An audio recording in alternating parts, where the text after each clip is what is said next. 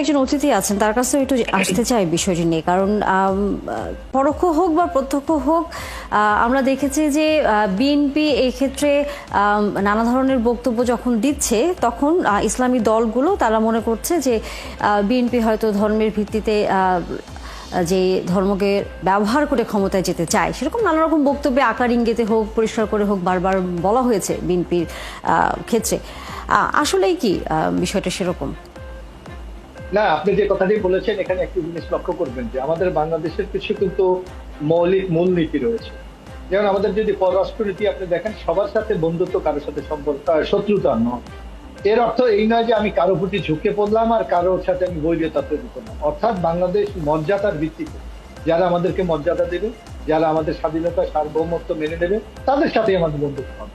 সুতরাং এখানে কারো প্রতি ঝুঁকে যাওয়া মানে রাজনৈতিক ভাবে কোনো দলটাকে একটা ব্যান্ডিং করা, একটা ট্যাব লাগানো, যে সে অন্যদিকে যাবে। আমি এখানে ইসলামী আন্দোলনের একজন নেতা এখানে উপস্থিত আছেন, উনি বলেছে ইসলাম ধর্ম একটা সার্বজনীন ধর্ম, সকলের অধিকারকে স্বীকার করে। আমাদের দেখেন, আমাদের নেতা শহীদ রাষ্ট্রপতি জিয়াউর রহমান এই মুসলিম অধ্যুষিত বাংলাদেশ হওয়ার কারণে দেখেন সংবিধানে বিসমিল্লাহির রহমানির সংযোজন করেছেন। উনি কিন্তু আমাদের সংবিধানের মূল মন্ত্র ছিল চারটা মূলনীতি, একটা ছিল ধর্ম নিরপেক্ষতা। সেখানে জিয়াউর রহমান মহান আল্লাহ তাআলার উপর বিশ্বাস এবং সকল ধর্মের স্বাধীনতা নিশ্চিত করা হয়েছে বলে এটা যুক্ত করেছে।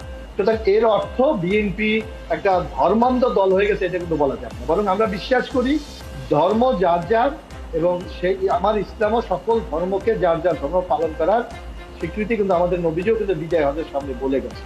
সুতরাং আমরা মনে করি এখানে ধর্মকে দিয়ে যদি কেউ রাষ্ট্রীয় ক্ষমতা যেতে চায়, সেটা বাংলাদেশের মানুষ কখনো মেনে নেয় নাই।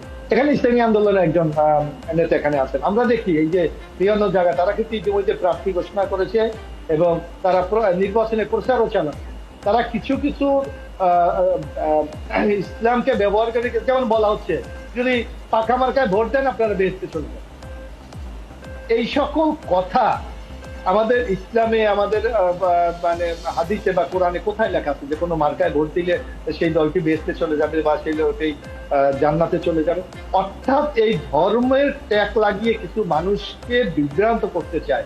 এটা নিশ্চয়ই গণতান্ত্রিক কোনো চর্চা না, এবং এইটার মাধ্যমে মানুষকে যে বিভ্রান্ত করা হচ্ছে, যেটা আমি মনে করি ইসলামের যে সুমহান আমাদের মর্যাদা, ইসলাম সকলের স্বাধীনতায় বিশ্বাস করে, তার নিজস্ব মর্যাদায় বিশ্বাস করে, সেই ক্ষেত্রে এখানে গণমানুষের প্রতি আজকে যারাই প্রচারগুলো চালাচ্ছে তারা কিছুটা হলো বিভ্রান্ত তৈরি করছে। এখানে আমার একটা কথা বলার আছে। জি জি, মোশাররফ ভাই শেষ করেন। আমি বলি, সুতরাং এইসব জায়গাগুলি থেকে আমাকে বেরিয়ে যেতে হবে।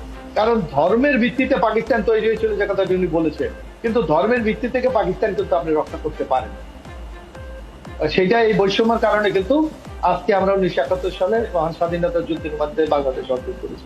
সুতরাং আমাদেরকে সকলকে মর্যাদা স্বীকার করে ইসলামকে তার স্বতন্ত্র জায়গায় রেখে আমাদের কিন্তু রাজনীতিটা করতে হবে। যদি আমরা এখানে ইসলামকে ব্যবহার করে ক্ষমতার সিঁড়ি হিসাবে ব্যবহার করতে চাই, বাংলাদেশের মানুষ এটা কখনো মেনে নেয় নাই, ভবিষ্যতেও মেনে নেয়।